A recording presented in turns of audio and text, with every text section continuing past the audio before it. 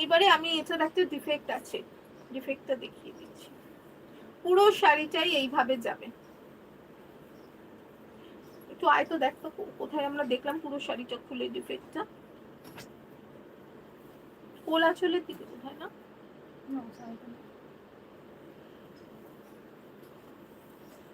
লাস্টের দিক থেকে হবে।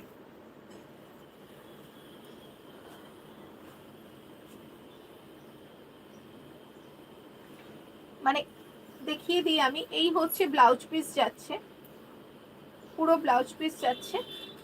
তারপরে যে শাড়ি শুরু হচ্ছে, কোলাচল থেকে শাড়ি শুরু হচ্ছে,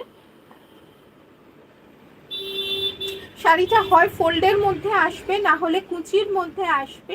এই যে এই জায়গাটা এইভাবে আছে, এই জায়গাটা পিকো করিয়ে নিতে হবে, এই যে এইটা পিকো করিয়ে নিতে হবে।